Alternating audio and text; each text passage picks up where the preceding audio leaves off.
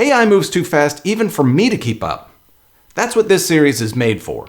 If you want to keep up with the 5 biggest stories from last week quickly, with maybe a couple other things sprinkled in for fun, this is the series for you. Subscribe now and you'll get this every week. But now, let's jump into the AI Big 5. The Big 5 this week come from some of the known players: Claude, Google, NVIDIA. They had a bunch of announcements. But there's one really special one, which is the last story today, that I would say hang on for. It's very interesting to see. It's a story of how AI today is being used by traditional artists to tell a story in a very creative way. It's using AI generative art, but also hand-drawn art by 2D and 3D illustrators to tell a beautiful 3 or 4 minute story. I highly advise you stick around. We're going to take a quick look at it, and I'll point you to where you can go and see the whole video. It's really worth it. If you don't see anything else, I would say check that out. But first, let's jump into the little stories that didn't quite make the AI Big 5. These are going to be quick. A report by McKinsey was released this week saying that 78% of companies, large companies, have invested at least in AI for one major business function, and they estimate a $4.4 trillion productivity gain using AI in the coming years. That's kind of fantastic. It's a worthwhile report if you're looking at what does the future of AI look like. I would say take a dive. All right, second story that didn't quite make it. Perplexity submits a bid to buy TikTok, supposedly to help keep it in the US. But one of the things that they're mentioning doing is completely rewriting the algorithm from the ground up and using that, maybe open sourcing it, but using it for other functions that they have. It's a very interesting concept that they're asking about. The deal is purportedly a $50 billion deal, and at this point, Perplexity is only worth $18 billion at their valuation. So there's some question of how they might even pay for it, but still very interesting that Perplexity, who started as just this search engine with AI concept, is even thinking about moving into a space like this. And at $50 billion, it's kind of insane. Got to get to the next one. Okay, I couldn't leave this one out. It's got to be fast, but I couldn't leave it out. You should hear it. There have been job scams going around for a while now, but this one has become very big and apparently much more successful using AI. People are basically being contacted by non-representatives, AI representatives of non-companies that have posted fake job offers. But what they're asking for up front is some kind of payment, some kind of information, and you're really being farmed. So if a job sounds too good, or if they're asking you to pay for something up front, anything like that, be highly suspicious and look around before you take part. The report goes on to say that the median loss per victim was $2,000 each, so be careful out there, but it really is a big scam that's going around right now. Let's move on. Google offers $32 billion to buy a company called Wiz. It's a cybersecurity company for kind of cloud infrastructure. So it's the first real move, people are believing, of Google moving away from maybe just their search interface and moving to kind of compete in the Azure AWS space. They're offering more than they've ever offered for anything at this point. I think the last one was $13 billion for Motorola Mobility in the past. It's an all-cash deal, which is also interesting. One of the interesting things is they're offering 30 times the valuation of the company Wiz itself, which really hints at how important this area might be and what kind of growth you might expect in this space. Looking to invest? Look at cloud infrastructure. Shocker. All right, and the last quick one that I just had to share. The Arizona Supreme Court created 2 avatars that will kind of be interfaces for their rulings. So when they make a ruling, these avatars will read it out to people, can do video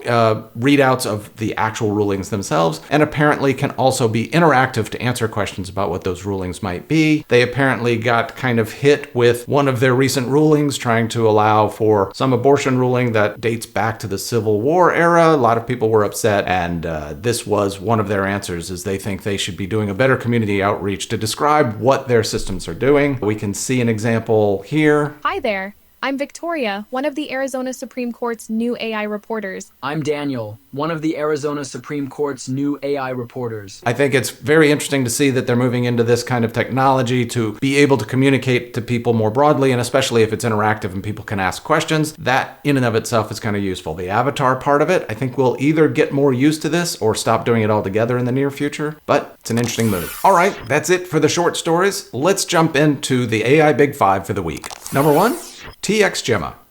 Google plans to release a new model, kind of an open source-ish model, for drug discovery. Google announced that it's developing a collection of OpenAI models, a little bit strange to say that way, for drug discovery called TXGEMA. they can understand both regular text and the structures of different therapeutic entities, chemicals and molecules and proteins. So they're kind of trained at their base level on this kind of information, which is great. They have intimate knowledge of those elements and thus can respond to inputs. Number two is an easy one. Claude can see the web. So now when you ask Claude a question, it can search the web to help you answer that question. You can ask about information that's very new, which is something that Claude's been missing. It's just been a gap in Claude for a while. They've been looking to add this for quite a while, and now it releases. It's very nice. It's very simple. We'll take a look in a second. It's worth pointing out currently, they mentioned that it's for paid users only, so the people that are subscribed to Claude can use this, but support for the free plan in other countries is coming soon. Also worth noting, this is only using the Claude 3.7 Sonnet model, so any other model does not have this feature just yet. But let's take a look at it. All right, nothing surprising. Here's Claude, very similar to ChatGPT if you've never seen Claude. Basically, same thing from Anthropic. And I'm going to ask it to give me a nice table of the winners of the Oscars this year. Just like many of the others, you'll see it search the internet. It has a big disclosure here, has the results listed. It will collapse those, but you can always get back to the results that it's using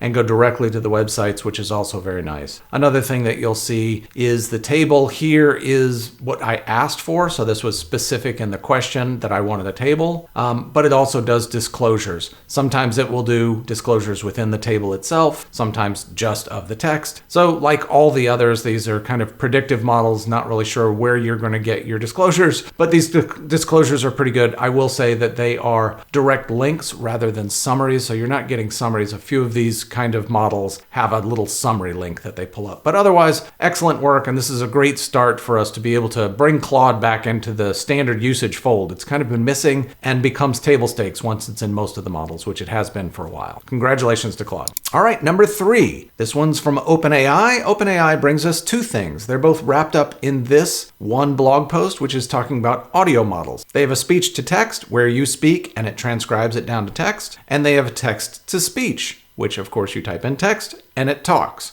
Now, both of these have some little nuances that are kind of interesting. The speech to text, of course, is where you talk and text comes out. They say this model is a little bit different in that it can understand quite a few languages, improves the error correction on those languages, but also understands things like accents very well. So it's very good at correcting for accents and being able to understand the spoken word underneath that. So that's kind of interesting. Also on top of this is the text to speech that allows you to select some text, type it in, and then have it speak it. Now that sounds like the traditional way to do it. We'll look at that in a second because there is a very interesting aspect to this. You'll see a button that says try on openai.fm. We'll go look at that in just a second because in that is the nuance that they're offering from this text-to-speech model, which differentiates them a little bit. But in this post, they do talk about the error correction rates and the improvements that they've made with this model versus other models. But at the bottom, they do also go into the fact that they're using reinforcement learning heavily in this new training, and that's where some of their advancements came from. This reinforcement training, so reinforcement learning is something that's been used for a long time, but very often reinforcement learning with human feedback is the method that's been used. Without going too much into that, essentially one is an automated system and the other has a human in the loop intentionally. The automated system gained a bunch of popularity when DeepSeek came out and was a much cheaper model, and one of the things that they did to get their performance up in that model was to use this automated reinforcement learning pattern, and it sounds like OpenAI is taking that on here. That's pretty interesting. And the other one is that both of these model types are available already in the API, so I think there's some real opportunity to build some fun AI applications out there, even with vibe coding. I think I might have to dive into some of that. But before we move on, let's go take a look at their offering for how you use text to speech. All right, I'll say this is actually kind of exciting. It's a very neat, simple little UI that they created to exercise their new text-to-speech model. And what you can see is up top, they have the voice that you can choose from a series of voices, the vibe that you can choose, and this is a series of different kind of personalities, essentially. And then the script that that comes along with it. You can, of course, change it in this UI. You can do anything you like. But what's most interesting is at the bottom is some guidance, something like you might imagine to see these days in a normal chat interface is, I want you to be more this, I want you to be less that, I want you to sound this way versus that way. So it's not changing necessarily the script, it's not necessarily changing the voice, but it's changing some of the attitudes of the voice. And you'll see in here, like it says, for pauses, we want the pauses to be brief and purposeful. And for pronunciation, make it clear and articulate and steady. Whereas if you pick other things, you might hear the tone is deeply serious and mysterious, pacing is slow and deliberate, the emotion is restrained yet intense. So that's some of the system messaging that they're doing to craft the voice out the other side. So what you're seeing here looks like some of our traditional kind of text-to-speech tools that you might be able to choose a language and maybe even choose a personality or some kind of attitude to that language or to that voice. But in fact, what you're also getting is kind of some guidance potential out of this modeling. So let's listen to a few. The night was thick with fog, wrapping the town in mist. Detective Evelyn Harper pulled her coat tighter. Okay, let's get into somebody else. Night was thick with fog, wrapping the town in mist. Detective Evelyn Harper pulled her coat tighter. I mean, I could listen to that as a book. That sounds pretty good. Let's go fitness instructor. How about that? Same voice. All right, team, let's bring the energy. Time to move, sweat, and feel amazing. We're starting with a dynamic warm-up. So roll those shoulders, stretch it out. All right, let's try a different one with the same voice. How about a patient teacher? Now, again, this is really just being guided in a lot of ways with the information down here. And we could change that by hand. Today, we're going to paint a simple landscape. Get comfortable, grab your brushes, and let's begin.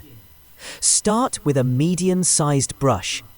Okay, so you can see there's a lot of ways to tune this voice that are not simply go pick a voice from a menu and that's the voice you end up with. That's the personality you end up with. That's very exciting. The AI or the UI here is very interesting as well. So I would say go play with it. OpenAI.fm. Anybody can play with this. You don't have to be a subscriber. So that's kind of fun. Give it a shot and see what you can come up with. I think some people have been posting some really enjoyable voices that they've created out of this. Okay, number 4. Number 4 is a good one. It's another double stacked one, sort of. This is Gemini releasing more stuff. Google has just been killing it. So guys over at Google, you guys have really been pushing stuff forward and it's all excellent on top of excellent. So great work. This one is pretty interesting. They're now adding something called Canvas. It's something that OpenAI has had for a little while now, and Claude has had even longer, but it's basically a second surface, kind of a shared surface area that you and the AI can coordinate on and kind of communicate with one another. So we'll see that in a second and how that one works. There's also audio overview, and we'll take a look at both of these. Audio overview, if you remember Notebook LM is this place where you can put in a bunch of your resources. You can go grab a bunch of papers that you have or documents or websites or videos, whatever you might have, put it all into one central location. And then Notebook LM kind of creates an encapsulated mechanism around that information so that you can do deeper research or deeper diving into your own data in that space. Really very, very good system. Definitely take a look at Notebook LM if you haven't. But they have a neat little feature where you can click a button and turn it into a podcast. This is just them offering that outside of Notebook LM. It can be done on slides and documents, and it can be done also on deep research, which is what we'll see here. First, let's take a look at using Canvas. Okay, if you just go out to Gemini, you can choose any of the Gemini models. If you just do a 2.0 model, 2.0 Flash will work. You'll see this button down here called Canvas. Oh, I like the idea of the history of chess. Let's click on that while I'm going through this. And so you're seeing it open up this second panel. We still have our chat on the left here that we can ask questions or update the information on the right. But on the right is essentially the post or the document that we've created. So this document is sitting over here created. I can always put something in here and then ask, can you make it shorter? And both of us have the ability to kind of edit this document. So these canvases are common these days across many of these platforms. OpenAI has one called Canvas. So they're once again overlapping terms. which is perfectly okay because I really think standardizing these concepts is really useful to users. I don't think that they're sellable surface area themselves, so I don't think they need to have unique names. I don't think there's collusion in naming these things, but at the same time, I think that it's great that they're naming them the same, frankly, because we don't have to keep adopting different versions of the same thing in different tools. But essentially, you can see that it shortened this and probably took out my comment that I had in there. You can also, on the document itself, if you highlight something, you'll get an Ask Gemini. And what you're really doing is being able to denote certain parts of the document. You can ask for edits in that place. It'll replace what's highlighted, or you can ask questions about it. So there was another half of this, if you recall. It's the audio conversational kind of update that we have. So if we did a deep research and said, research floor heating, research creator trends, whatever that might be, whatever the deep research is that we're going to do, once that research is complete, you'll see that there are options. Let me open up a previous deep research that I've done. All right, and this is kind of what you'll see when research is complete, is the document link itself. This document is what opens up. If we close this canvas over here, we can once again open the canvas by opening the documents. And in this canvas is the result of the deep research. Excellent stuff, highly advised. Go try deep research. I know you've heard me say that a bunch of times. It's a great product. It's not flawless, but it is so good and free that it's amazing. It's definitely worth knowing it's out there and how you might use it. Once it's complete, you can of course export to docs. I love this feature that you can actually get it into other workflows very easily in Google, but you can also copy the contents or generate an audio overview. If you select this, which I've already selected, it will start a little panel down here and tell you how many minutes that it'll take for it to figure out how to create basically an audio overview, a podcast of the information that's here. This one was already created for us, so let's give it a listen. Okay, so we're diving right in today, right into how AI is actually being used, like on the ground in software development. Yeah, you got it. Lots of questions about this, and we've got this super interesting report. Absolutely. From a company that's really,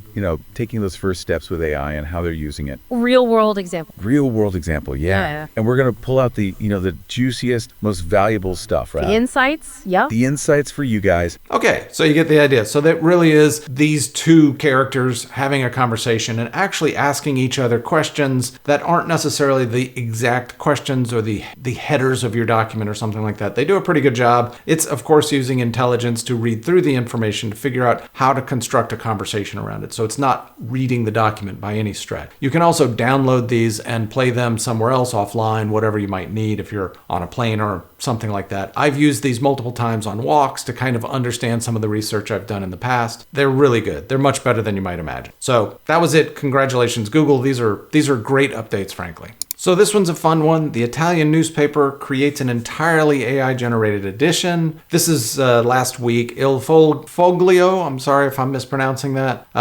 produced an insert in their typical edition that was entirely written by AI. And really they're using this, the editor says, it serves to test how AI could work in practice in a newsroom and force journalists to ask tough questions about what the technology means for the future of journalism. Kind of stretching this as an experiment to see what can be done, what value it might have, I think is really interesting. This example actually was humans guiding AI to write the stories. So there is a value in saying the human aspect of all of this will still be needed. And this is just another example of that. Going too far and trying to write it off and say, does AI write our newspapers? Does it do our news for us? Can it? Yes. Will it? Maybe not. For example, we still have some of the major newspapers and news outlets today that AI could be doing a lot of that work, but we trust those news outlets for a reason. I think we'll continue to trust them. And that human touch is palpable. It's real. And I think it'll remain real for a very long time. We will get to the next story, which is the best story of the week. Most exciting. It's not quite of the week. I'm lying a little bit there, but I'll put that white lie out there just so that you can see the story. But it also goes to this exact same experiment of how far does AI become tools versus something that we need to argue about that it shouldn't be doing human-like activities or human creation that we're used to using.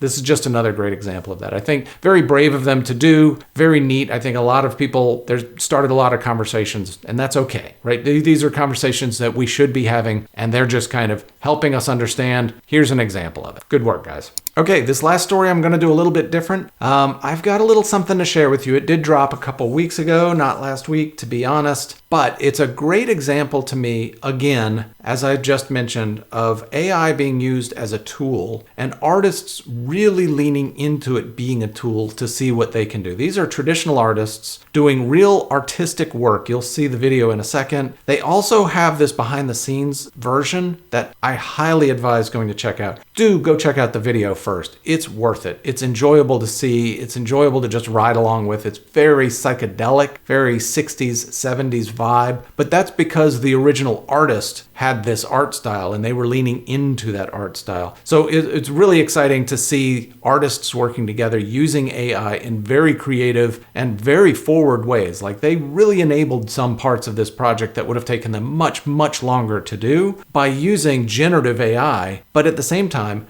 guiding it and working along with it to get what they want out of it and creating tool sets to be able to get what they need. So very exciting kind of work. Let's take a look.